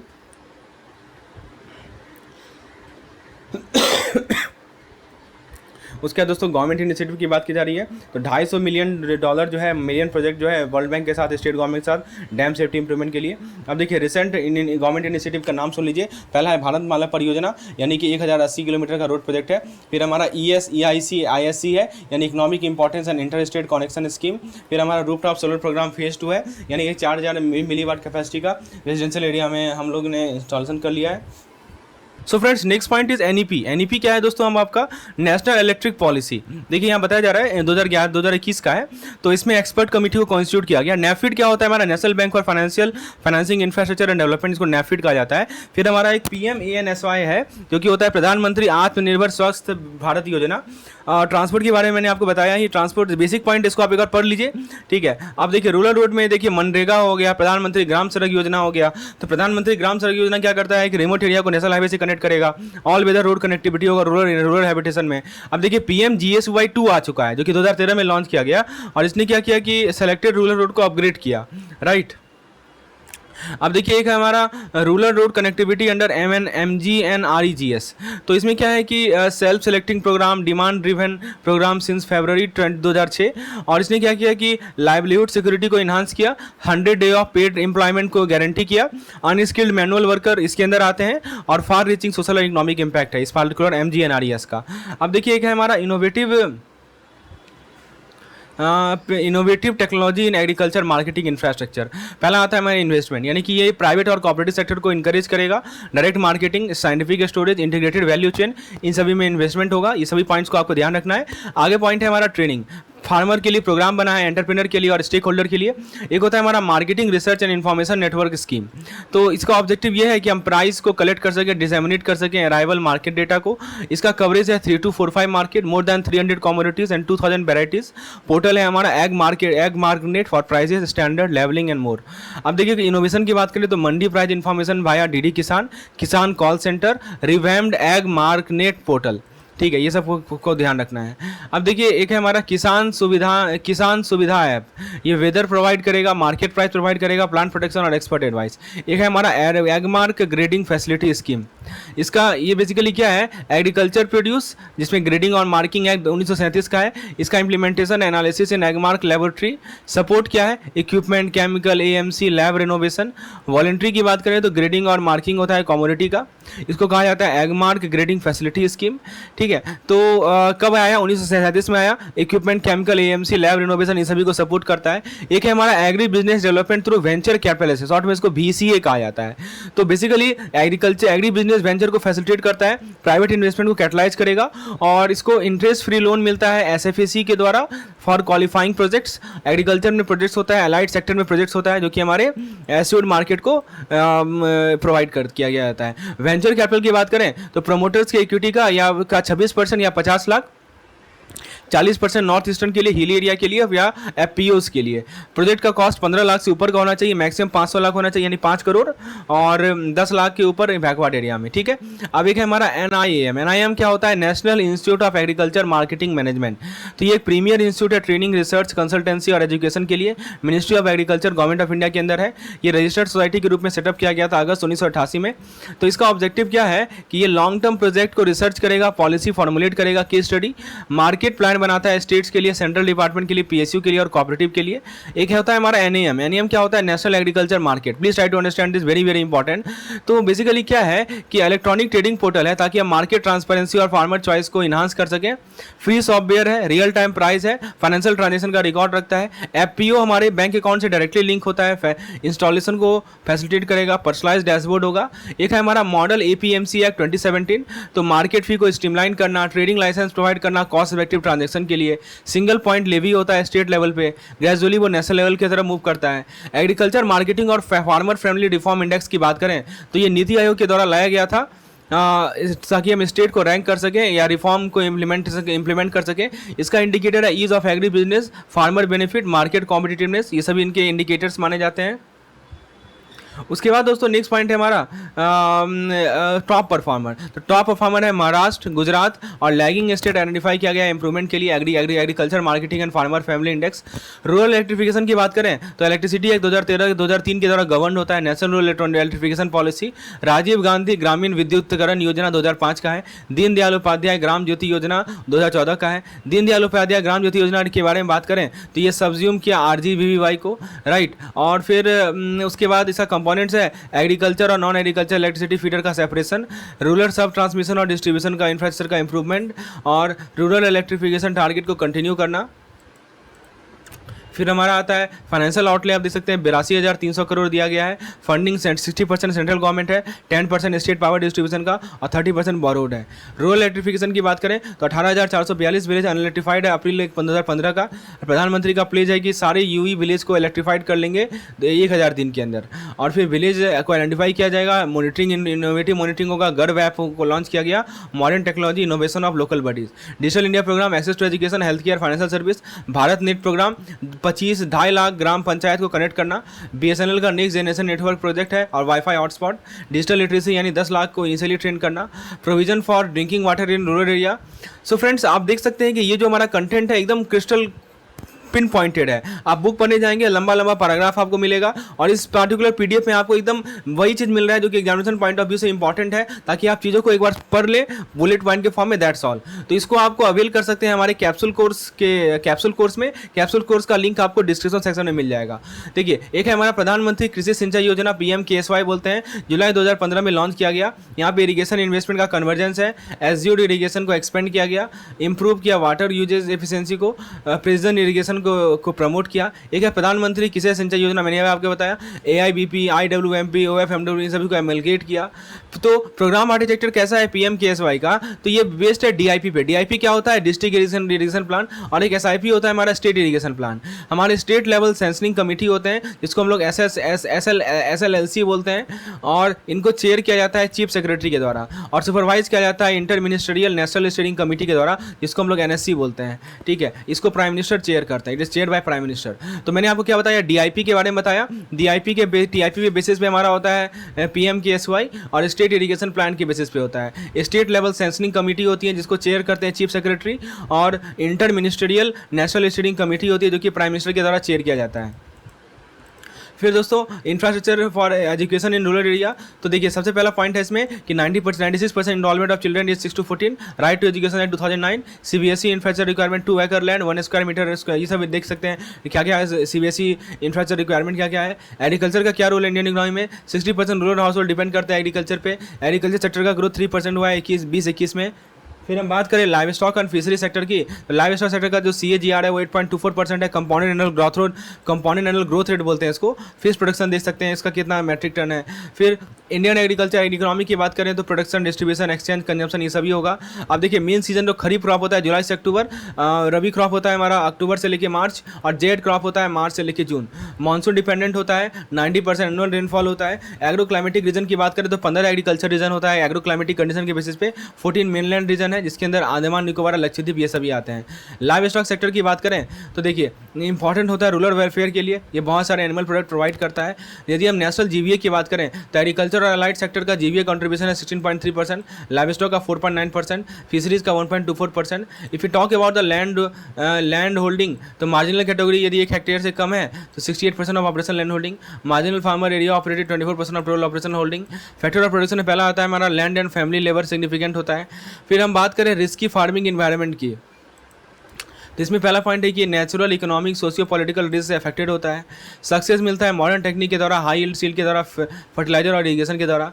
एग्रीकल्चर लैंड डिक्लाइन हुआ है 185.16 मिलियन हेक्टेयर से लेकर 181.06 million hectare. Soil conservation programme का नाम सुन लीजिए, NWDRPA, RVNPRD, RADAS, ये सभी सॉइल कंजर्वेशन प्रोग्राम है, राइट। अब कुछ हम लोग इरिगेशन के बारे में डिस्कस करते हैं। तो टोटल ज्योग्राफिक एरिया देख सकते हैं इरिगेशन का कितना है, क्रॉप एरिया कितना है, इरीगेटेड एरिया कितना है। क्रॉपिंग पैटर्न की बात करें तो मल्टीपल क्रॉपिंग आपके फूड प्रोडक्शन को बढ़ा देता है। एलाइड एक्टिविटी यानी कि आप मिल्क, मीट, एग, फिश, ये सभी के डिमांड बढ़ रहे हैं। मिल्क सबसे ज़्यादा लार्जेस्ट प्रोड्यूसर है, राइट। उसके बाद हमारा मीट आता है, फिर वूल आता है, फिर पोल्ट्री आता है। यदि हम एग्रीकल्चर का रोल की बात करें हमारे इकोनॉमिक डेवलपमेंट में, तो फूड, एम्प्लॉयमेंट, मार्केट प्रोवाइड करना, ये सभी इनका रोल है। फिर उसके बाद नेक्स्ट पॉइंट है हमारा प्रोडक्ट कंट्रीब्यूशन। एग्रीकल्चर जीडीपी में कंट्रीब्यूट करता है। फैक्टर कंट्रीब्यूशन, तो हमारा जो लेबर और कैपिटल का ट्रांसफर होता है एग्रीकल्चर से दूसरे सेक्टर में, ये बड़ा पार्ट है। Market contribution, agriculture major market होता है डोमेस्टिक इंडस्ट्रियल प्रोडक्ट के लिए। Farmer spending on customer, consumer and agriculture goods. Foreign exchange contribution, यानी आप सरप्लस एग्रीकल्चर प्रोडक्ट को एक्सपोर्ट भी किया जाता है। एग्रो क्लाइमेटिक कंडीशन जो है, जो हमारा अलग अलग वेरिएशन जो है एग्रो क्लाइमेटिक कंडीशन में, ये सपोर्ट करता है diverse crop production year the round. Labour cost कम है, लो इंपोर्ट इंटेंसिटी है, ये सभी कॉम्पिटिटिवनेस को बढ़ाता है। एग्रीकल्चर इंडस्ट्री लिंकेज की बात करें तो पहला आता है इंटर सेक्टोरल डिपेंडेंस, दूसरा आता है backward and forward linkage. Backward linkage का मतलब कि कितना इंटरमीडिएट इनपुट को हमने परचेज किया, और फॉरवर्ड लिंकेज का मतलब कि इंटरमीडिएट आउटपुट को सेल्स किया। फिर हमारा आता है एम्प्लॉयमेंट एंड इनकम लिंकेज, तो इनपुट आउटपुट मॉडलिंग को यूज किया जाता है लिंकेज इफेक्ट को मेजर करने के लिए। अब बात करते हैं क्या क्या हमारे इशूज़ है इकोनॉमिक डेवलपमेंट में। पहला है हमारा एग्रीकल्चर और इंडस्ट्री में बैलेंस होना चाहिए। तो जो नॉन एग्रीकल्चर इनकम होता है वो डेवलप कंट्री में काफ़ी ज़्यादा है। इंडस्ट्रियलाइजेशन एक बड़ा सा कारण दिखा जाता है इकोनॉमिक डेवलपमेंट का। एक होता है हमारा मैकेनाइजेशन। मैकेनाइजेशन का क्या मतलब होता है कि हम मशीन को यूज़ करें, जैसे कि ट्रैक्टर हो गया या हमारा हार्वेस्टर हो गया। इम्प्रूव्ड वैरायटी यानी high yielding disease resistance crop variety को हम लोग डेवलप करें। फिर soil fertility management, information technology, ये सभी हमारे इंपॉर्टेंट इशूज़ हैं। अब देखिए स्टेट वर्सेस मार्केट की बात करें तो पहला आता है कॉम्प्लीमेंट्री रोल। तो सरकार इंश्योर करती है कि स्टेबल मैक्रो इकोनॉमिक इन्वायरमेंट मिले, लॉ एंड ऑर्डर मिले, एजुकेशन मिले, हेल्थ मिले, इंफ्रास्ट्रक्चर मिले। फिर आता है हमारा मार्केट इकोनॉमी फीचर्स। पहला पॉइंट है outward orientation in trade, easy entry and exit for firms, encouraging competition. फिर आता है हमारा स्टेबल मैक्रो इकोनॉमिक एनवायरनमेंट। क्या मतलब हुआ, टैक्सेस प्रेडिक्टेबल हैं, प्राइजेस स्टेबल हैं, बैलेंस गवर्नमेंट बजट है। इंटरनेशनल ट्रेड की बात करें तो पहला आता है इंपोर्ट सब्सिशन वर्सेज एक्सपोर्ट प्रमोशन। तो इंपोर्ट सब्सिशन में क्या होता है कि सेल्फ सफिशिएंसी हम लोग इंश्योर करते हैं, इंपोर्ट को रिप्लेस करते हैं डोमेस्टिक प्रोडक्शन से। और एक्सपोर्ट प्रमोशन में क्या होता है कि हम फॉरेन मार्केट डेवलप करते हैं और इंपोर्ट के लिए हम लोग पेमेंट करते हैं। फिर आता है हमारा एग्रीकल्चर में रिसोर्स, पहला लैंड आएगा, फिर लेबर आएगा, फिर कैपिटल आएगा, एंटरप्रेन्योरशिप आएगा, रिसोर्स प्रोडक्टिविटी आएगा। टेक्निकल चेंजेस क्या क्या एग्रीकल्चर में, weather and price, innovation, green revolution. Seeds की बात करें तो क्वालिटी सीड बहुत ज़रूरी है प्रोडक्शन के लिए। National seed product industry restructuring का पार्ट है, ठीक है। फर्टिलाइजर हमारा एसेंशियल होता है एग्रीकल्चर डेवलपमेंट के लिए। प्रोडक्टिविटी कंसर्न क्या है कि मार्जिनल प्रोडक्टिविटी जो, क्योंकि एनपीके इम्बैलेंस होता है, इस कारण से मार्जिनल प्रोडक्टिविटीज़ में इशूज़ आती हैं, जैसे कि यूरिया में वेरिएशन हो गया, डीएपी, एमओपी फुल्ली इंपोर्टेड। फिर आता है बैलेंस फर्टिलाइजर यूज। एक पॉइंट है बताया जा रहा है soil health management. Soil health management क्या होता है, तो बेसिकली ये soil test based balance fertiliser use को प्रमोट करता है। एक होता है सॉइल हेल्थ कार्ड, जिसको क्या बोलते हैं एसएचसी। तो ये इंट्रोड्यूस किया गया 2014-15 में, ताकि हम सॉइल हेल्थ कार्ड इशू कर सकें न्यूट्रिएंट स्टेटस के साथ और रिकमेंडेशन के साथ। टेक्नोलॉजी चेंज का क्या इंपैक्ट पड़ा, फूड सप्लाई बढ़ा, लेबर एफिशिएंसी बढ़ा, फार्मर और कंज्यूमर का बेनिफिट हुआ, ग्रीन रिवॉल्यूशन आया। एग्रीकल्चर डेवलपमेंट में कंस्ट्रेंट क्या क्या है, पहला है हमारा लैंड टेनेंसी, यानी ऑनरशिप और एक्चुअल कल्टीवेशन के बीच का डिफरेंस। फिर आता है लैंड रिफॉर्म, इंटरमिलिट्री का evolution, tenancy reform. Agrarian structure, ये हमारे टेक्नोलॉजिकल चैलेंज को अफेक्ट करेगा। लैंड यूज, यानी हमारा जो लैंड अंडर कल्टीवेशन है इसका हाई परसेंटेज होना। Tenancy legislation, modern land leasing act 2016 में लाया गया। इसके अंदर क्या है, ये जो लीजिंग एक्ट है इसके अंदर क्या है दोस्तों, कि ये हमारे एग्रीकल्चर एफिशिएंसी को प्रमोट करता है, इक्विटी और पॉवर्टी को रिड्यूस करता है। ये इंश्योर सिक्योरिटी इंश्योर करता है लैंड ऑनर के लिए और टेनेंट के लिए। मार्केटिंग की बात करें तो फार्मर प्राइस डिपेंड करता है मार्केट स्ट्रक्चर पे। एग्रीकल्चर मार्केट वोलेटाइल है, इनइलास्टिक डिमांड है। फिर देखिए इन्वेस्टमेंट का कम होना मार्केट स्ट्रक्चर में, ये हमारे आउटपुट को सस्टेनेबली क्या करता है, ये हैम्पर करता है, राइट। फार्मर जो है एक स्मॉल शेयर रिसीव करते हैं कंज्यूमर प्रोड्यूस का। तो आप देखिए बैरियर फ्री मार्केट के लिए क्या क्या इनिशिएटिव लिया गया, तो सरकार ने मॉडल लॉ लाया ताकि एपीएमसी के मोनोपोली को खत्म कर सकें। तो agriculture produce and livestock marketing act आया, जिसको हम लोग एएलपीएम बोलते हैं, ठीक है। तो लॉ का एम है कि फार्मर को बेटर प्राइसिंग ऑप्शन प्रोवाइड करें, स्टेट को इनकरेज करना कि वो मॉडल लॉ को अडॉप्ट करें बैरियर फ्री मार्केट के लिए। एग्रीकल्चर इनपुट मार्केटिंग की बात करें तो water, fertiliser, power, credit important होता है, timely available of input. Organisation की बात करें तो बहुत सारे बहुत सारे प्रोड्यूसर को ऑर्गेनाइजेशन चाहिए सभी लेवल पे। तो यहाँ पे चैलेंजेस की बात करें तो overlapping role, difficult in challenging behavioural pattern, ineffective administrative structure, ठीक है। यदि गुड ऑर्गेनाइजेशन कैरेक्टरिस्टिक की बात करें तो प्रोफेशनल कॉम्पिटेंस होगा, पार्टिसिपेशन होगा, बैलेंस प्लानिंग होगा, ये सभी अच्छे कैरेक्टरिस्टिक्स माने जाते हैं। फार्मर का ऑर्गेनाइजेशन की बात करें तो public, corporate, cooperative, private sector का joint responsibility. Village panchayat system को रिफॉर्म चाहिए क्योंकि पॉलिटिकल इंटरफेरेंस आ गया है। एग्रीकल्चर में कुछ इमर्जिंग इशूज हैं, ठीक है। Climate change, international trade, diversification, policy reforms. Agriculture environment की बात करें तो फार्मिंग प्रैक्टिस हमारे इकोसिस्टम को इम्पैक्ट करता है। सस्टेनेबल एग्रीकल्चर प्रैक्टिस हमारे इन्वायरमेंटल इम्पैक्ट को कम करेगा। मॉडर्न एनिमल एग्रीकल्चर जो है मोर डिस्ट्रक्टिव है देन प्लांट फोकस प्रैक्टिसेस। अब देखिए होता है हमारा इन्वायरमेंटल इम्पैक्ट जो होता है ना, वो एक मीन बेस होता है, एक इफेक्ट बेस होता है। मीन बेस का मतलब कि फार्मर का प्रैक्टिस, जैसे कि नाइट्रोजन एप्लीकेशन, और इफेक्ट बेस मतलब कि एक्चुअल इफेक्ट, जैसे कि नाइट्रेट जो है ग्राउंड वाटर में चला जाता है। यदि हम बात करें ब्रॉड इकोनॉमिक इम्पैक्ट की तो soil, water, air, biodiversity, food, इन सभी पे इम्पैक्ट पड़ेगा। इशूज़ क्या क्या आएंगे? क्लाइमेट चेंज आएगा, बायोडाइवर्सिटी लॉस आएगा, डेड जोन बनेगा, फिर जेनेटिक इंजीनियरिंग। इरीगेशन के इशूज़ की बात करें तो एक होता है ओवर इरीगेशन, यानी कि aquifer depletion, water pollution, soil salinity. एक होता है हमारा अंडर इरीगेशन। अंडर इरीगेशन के अंदर poor soil salinity control, toxic salt buildup. Pesticide पे क्या इम्पैक्ट पड़ता है? तो पेस्टिसाइड हमारे नॉन टारगेट स्पीसीज़ को अफेक्ट करते हैं। मेजोरिटी जो पेस्टिसाइड होता है वो टारगेट स्पीसीज़ को मिस करता है, right. So this is the impact on pesticide. अब देखिए क्लाइमेट का इम्पैक्ट क्या पड़ता है एग्रीकल्चर पे, तो temperature, precipitation, glacial run of सभी को अफेक्ट करेगा। CO2 का लेवल जो बढ़ रहा है उसका मिक्स्ड इफेक्ट पड़ता है क्रॉप पे। एग्रीकल्चर का इम्पैक्ट क्या पड़ता है क्लाइमेट पे, तो यदि पहला पॉइंट है ग्रीन हाउस इमिशन बढ़ना, एमोनिया, नाइट्रेट, फॉस्फोरस, पेस्टिसाइड का रिलीज हो जाता है, लैंड कवर को चेंज करता है। मेजर सोर्स है डिफॉरेस्टेशन, डिजर्टिफिकेशन और फॉसिल फ्यूल। मीथेन का इमिशन खासकर लाइव स्टॉक से होता है, cattle, pigs, biogas, genetic selection, diet change. तो हमें क्या करना है 2030 तक मीथेन का जो इमिशन है उसको रिड्यूस करना है लाइव स्टॉक में बाय 2030। फिर है डिफॉरेस्टेशन का इफेक्ट दे सकते हैं। फिर दोस्तों बताया जा रहा है कि एग्रीकल्चर एक्सपोर्ट को इन्हांस करना, एक्सपोर्ट को $20 बिलियन से बढ़ाकर $100 बिलियन तक करना। 22 क्रॉप वैल्यू चेन है जिसको प्रायोरिटाइज किया गया है, जैसे rice, shrimp, species, buffalo, fruit, vegetable oil, would. State lead crop value chain cluster, comprehensive ecosystem, crop का डाइवर्सिफिकेशन, यानी कि मॉडर्न एग्रीकल्चर टेक्नोलॉजी के द्वारा ये ड्राइव किया जाता है। फिर हमारा आता है कौन कौन सा फैक्टर हमारी क्रॉप के डाइवर्सिफिकेशन को अफेक्ट करता है। पहला होता है रिसोर्स फैक्टर, जैसे कि इरीगेशन, रेनफॉल, सॉइल फर्टिलिटी। फिर आता है टेक्नोलॉजी फैक्टर, जैसे सीड, फर्टिलाइजर, वाटर टेक्नोलॉजी। फिर आता है हाउस होल्ड फैक्टर, जैसे food fodder, self sufficiency, investment etcetera. कुछ फैक्टर हमारे इंटर रिलेटेड फैक्टर्स कहलाते हैं, जैसे कि क्रॉप टेक्नोलॉजी एडॉप्शन जो है रिसोर्स और इंस्टीट्यूशनल फैक्टर के द्वारा इन्फ्लुएंस होता है। गवर्नमेंट पॉलिसी हमारे इनपुट आउटपुट प्राइस को अफेक्ट करते हैं। इकोनॉमिक लिबरलाइजेशन हमारे क्रॉप एरिया एलोकेशन को अफेक्ट करेगा।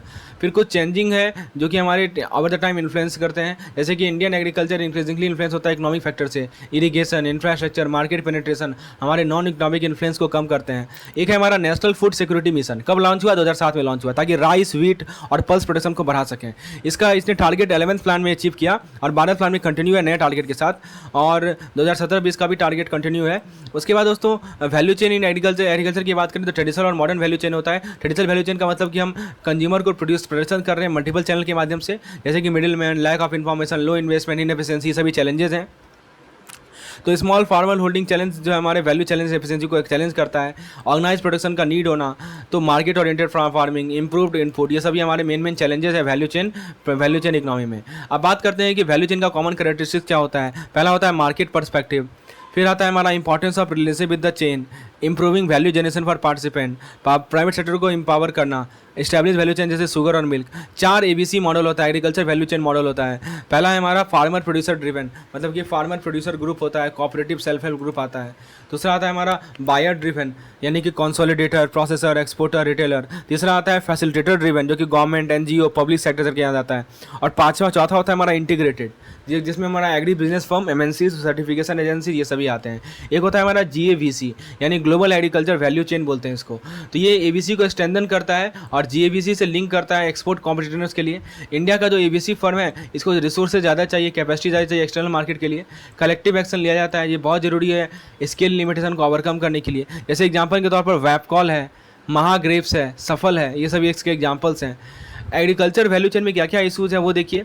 फार्मर को इनपुट का, क्रेडिट का, टेक्नोलॉजी का लिमिटेड एक्सेस होना, मार्केट इंटरमीडिएटरी में inadequate infrastructure, unorganised trading, losses, high price buildup, logistic में poor rural connectivity, use of open truck, processor में क्वालिटी ऑफ रॉ मटेरियल।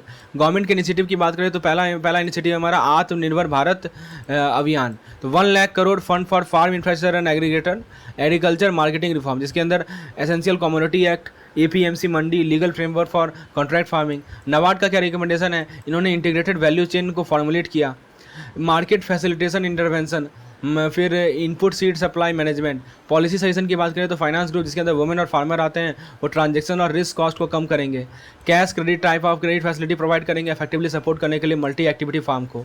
क्या क्या मेजर लिया गया एग्रीकल्चर वैल्यू चेन को इन्हांस करने के लिए? पहला आता है हमारा कैश क्रेडिट फैसिलिटी, फिर दूसरा आता है हमारा post harvest credit product, loan collateral policy, marketing infrastructure financing with in value chain, national mission for sustainable agriculture, short में इसको हम लोग बोलते हैं एनएमएसए। तो ये क्लाइमेट चेंज के इम्पैक्ट को एड्रेस करेगा, फूड सिक्योरिटी को और इक्विटेबल फूड एक्सेस को इंश्योर करेगा, जिसको बोलते हैं हम लोग national mission for sustainable agriculture.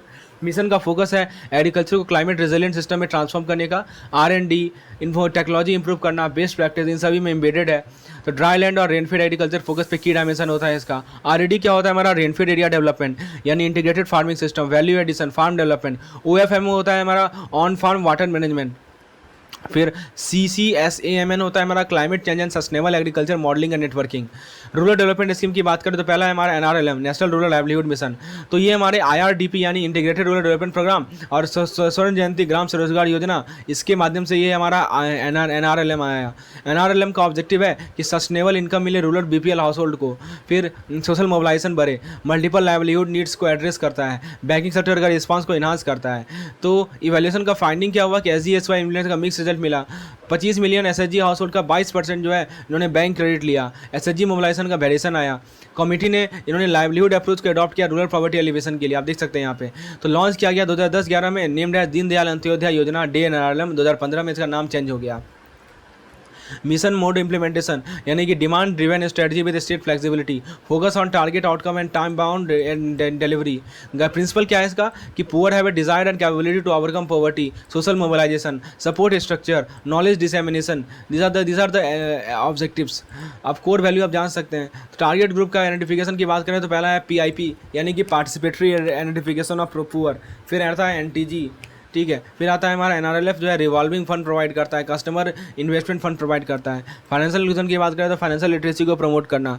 एक होता है हमारा MGNREGA यानी Mahatma Gandhi national rural employment guarantee act. ये 100 days of unskilled manual work को गारंटी करता है। प्रोडक्टिव एसेट क्रिएट करना, लाइवलीहुड रिसोर्स बेस को स्ट्रेंथन करना, पंचायती राज को स्ट्रेंथन करना, सोशल प्रोटेक्शन मिलता है, vulnerable rural protection, rural population को, rejuvenate rural natural resource, strengthen decentralise participatory planning.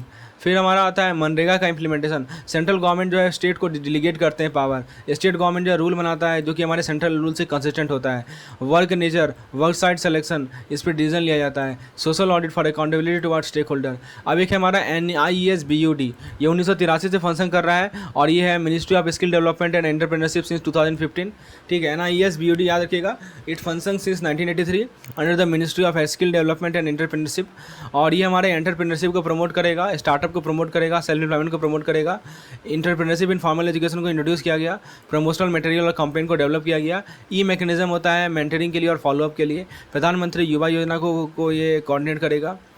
IIE को इस्टेब्लिश किया गया 1993 में मिनिस्ट्री ऑफ स्किल डेवलपमेंट और एंटरप्रेन्योरशिप के द्वारा। इसका एक्टिविटी एंटरप्रेन्योरशिप को प्रमोट करना, राइट। फिर रिसर्च कंडक्ट करना, ट्रेनिंग को कोऑर्डिनेट करना। PMKVY 15 जुलाई 2015 को लॉन्च किया गया, कौशल विकास योजना, और ये outcome based skill training scheme है ताकि यूथ को मोबिलाइज कर सकें, ठीक है। इसका कंपोनेंट की बात करें तो पहला कंपोनेंट है CSCM यानी सेंट्रली स्पॉन्सर्ड सेंट्रली मैनेज्ड, जिसमें 75% फंड जो है MSD के द्वारा मैनेज किया जाता है, NSDC के माध्यम से। और एक होता है CSSM यानी सेंट्रली स्पॉन्सर्ड स्टेट मैनेज, यानी कि 25% फंड स्टेट को एलोकेट किया जाता है।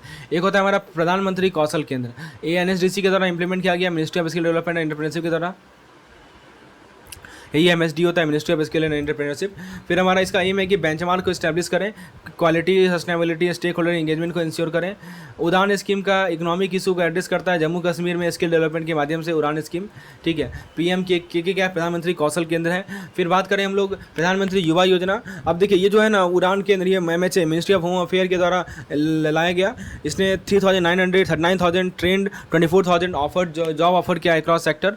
और फिर उसके बाद हमारा आता है प्रधानमंत्री युवा योजना नवंबर 2016 में एंटरप्रेन्योरशिप को प्रमोट करता है, यूथ में एजुकेशन और पोटेंशियल इंटरप्रेन्योर को ई हब को स्टैब्लिश किया गया, सोशल इंटरप्रेन्योरशिप को प्रमोट किया गया। ऑपरेशनल एस्पेक्ट क्या है कि एज 30 ईयर से कम होना चाहिए, बजट एलोकेशन है 500 करोड़ का over 5 year, central state government funding है, ऑनलाइन एप्लीकेशन इस साइट से कर सकते हैं। एक है हमारा SPRPM यानी श्यामा प्रसाद मुखर्जी अर्बन मिशन, तो 2015 में लॉन्च किया गया सितंबर में, 300 अर्बन क्लस्टर को डेवलप करने का, फिर रूरल अर्बन डिवाइड को ब्रिज करने का, रीजनल डेवलपमेंट को स्प्लिट करने का, इन्वेस्टमेंट को अट्रैक्ट करने का।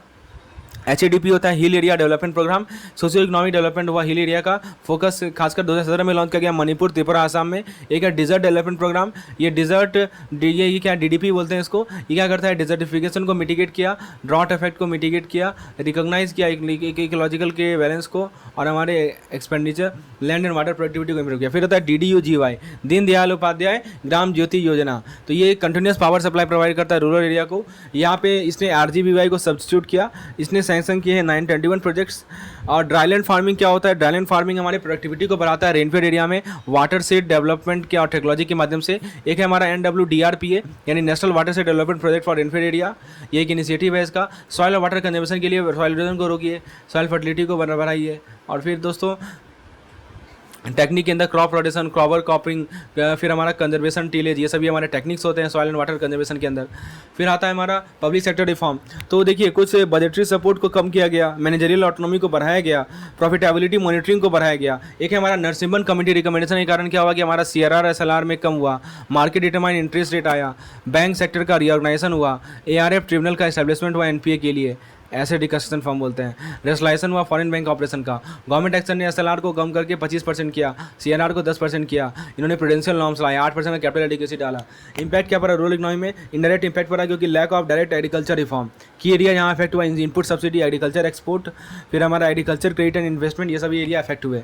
फिर फ्लो ऑफ क्रेडिट की बात करें एग्रीकल्चर रूरल डेवलपमेंट का, तो रिफॉर्म के बाद पब्लिक सेक्टर जो है 40% प्राइवेट सेक्टर टारगेट को मिस किया, credit deposit ratio rural branch का डिक्लाइन हुआ क्योंकि प्रूडेंशियल नॉर्म आया, हाई NPA आया।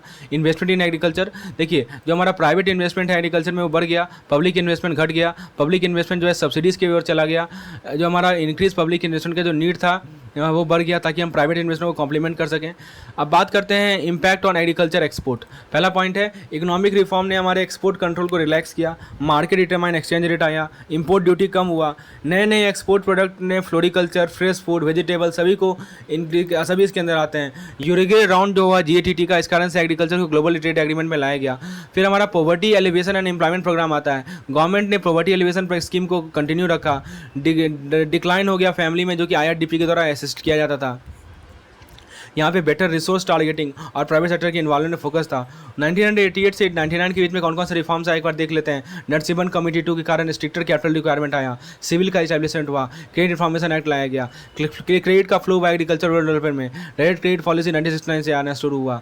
इनपुट सब्सिडी की बात करें तो फर्टिलाइजर, क्रेडिट, इलेक्ट्रिसिटी सही पे सब्सिडीज डाला गया। एग्रीकल्चर एक्सपोर्ट की बात करें तो related relax export control, boosted export, new export product में फ्लोरिकल्चर, फ्रूट और वेजिटेबल आया।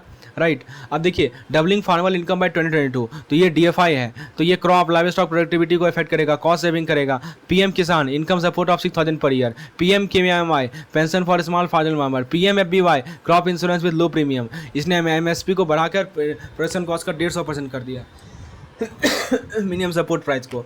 Soil health card, drip irrigation, organic farming, ये PMKVY के अंदर आता है। ई नाम, ये मैं आपको समराइज कर रहा हूँ फैक्ट को, जितना पॉइंट अभी नहीं देखा। ऑनलाइन ट्रेडिंग प्लेटफॉर्म, PM आशा, रिनोवेटिव प्राइजेस, कीवर्ड याद रखिए बहुत काम आएगा, ठीक है। कीवर्ड्स को याद रखना है। PM आशा है हमारा remunerative prices, flow of credit for agriculture development, direct credit policy 1969 के अंदर, इनपुट सब्सिडीज, एग्रीकल्चर प्रोडक्ट, ये शायद रिपीट हो गया है, ठीक है। अब देखिए ये आपका इसको देख लीजिए, KCC लाया गया एनिमल हस्बेंड्री और फिशरी के लिए। मार्केट रिफॉर्म आप देख सकते हैं क्या क्या लाया गया, model APLMC act, grams agriculture export FPOs, फिर नेशनल एग्रीकल्चर मार्केट लाया गया, मार्केट इंटरवेंशन स्कीम लाया गया। रूरल डेवलपमेंट की बात करें तो ब्रॉड कंसेप्ट होता है, जैसे agriculture, non farming sector, infrastructure सब कुछ आता है। कंपोनेंट की बात करें तो हमारा एग्रीकल्चर और नॉन फार्म फेडरेशन का बढ़ना, इनकम ग्रोथ होना।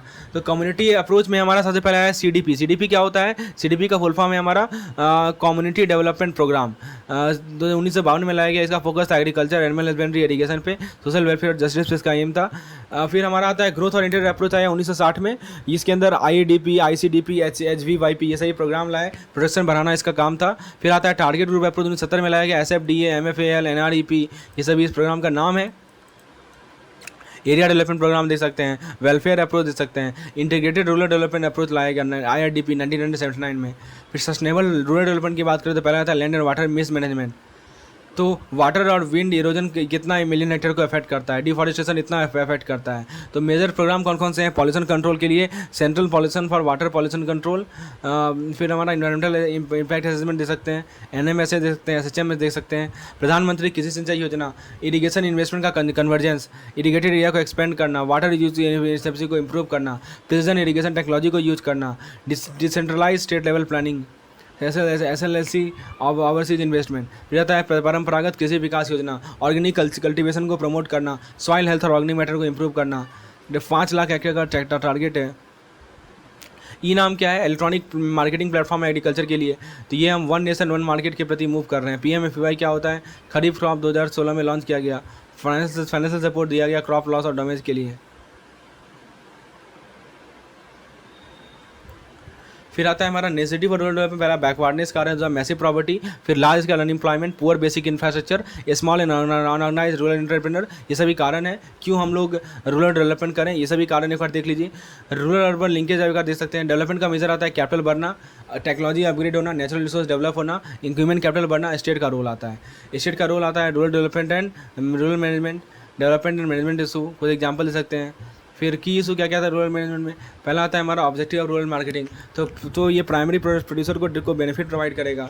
एग्रीकल्चर प्रोड्यूसर का कैसे देते? Perishability, seasonality, bulkiness, variation in quality, ये सभी इसके कैरेक्टरिस्टिक्स हैं। RPM होता है हमारा रूरल प्राइमरी मार्केट, हाथ हो गया। फिर कोऑपरेटिव मार्केट सोसाइटी को क्या क्या क्या होता है?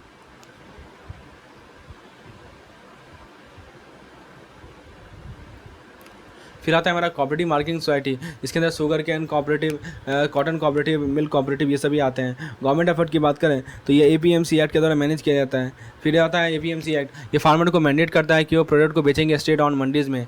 मॉडल APMC एक्ट 2003 में इंट्रोड्यूस किया रिफॉर्म जैसे कि direct selling, private market establish. नाम किया गया 2016 में लॉन्च किया गया इलेक्ट्रॉनिक ट्रेडिंग APMC। 1000 APMC से लिंक होता है। इसका एम है कि 22,000 ग्रामीण एग्रीकल्चर मार्केट बने, इसको ग्राम्स बोला जाता है। फार्मर मार्केट की बात करें तो एग्जांपल अपना मंदिर पंजाब, रायथू बाजार आंध्र प्रदेश, उज्जवार संथाई तमिलनाडु, सेटकरी बाजार महाराष्ट्र। फिर आता है हमारा other market reform, amendment to essential commodity act, establishment of warehouse development and regulatory authority, WDRA बोलते हैं इसको। रिसेंट डेवलपमेंट जो लाया गया है वो APMC में अमेंडमेंट लाया गया है by state facilitating electronic export market. फिर देखिए कुछ हमारा एक्ट ट्रेडिंग और वर्चुअल मार्केट होता है। एगमार्क एक्ट इंश्योर करता है कि क्वालिटी स्टैंडर्ड हो एग्रीकल्चर प्रोड्यूस का। फिर हमारा स्टैंडर्ड वेट एक्ट आता है। फिर लीगल मेट्रोलॉजी एक्ट आता है, ये यूनिफॉर्मिटी को इंश्योर करता है, एक्यूरेसी को इंश्योर करता है वेट में। Integration of product processing and marketing आता है। तो फ्रेंड्स ये था हमारा रूरल बैंकिंग के मॉड्यूल ए का कंप्लीट रिवीजन सेशन। एक बार और इस वीडियो को आप देख लीजिए, सारे पॉइंट को एक रिकॉल हो जाएंगे पॉइंट वीडियो फॉर्मेट में। तो थोड़ा फास्ट में इसलिए चला हूँ क्योंकि दोस्तों कंटेंट काफ़ी ज़्यादा है और हमें कम से कम समय में उसे कवर करना है। That's why I move fast. So hopefully आपने इसे एंजॉय किया होगा। चैनल को लाइक कर दीजिए, वीडियो को लाइक कर दीजिए, चैनल को सब्सक्राइब कर लीजिए, बेल आइकन को प्रेस कर दीजिए ताकि नोटिफिकेशन आपको तुरंत मिल जाए। और यदि आपको PDF की रिक्वायरमेंट है इस तरह की PDF की तो मुझे व्हाट्सएप कर सकते हैं इस पर्टिकुलर नंबर पर। This is very useful PDF for last time revision. धन्यवाद।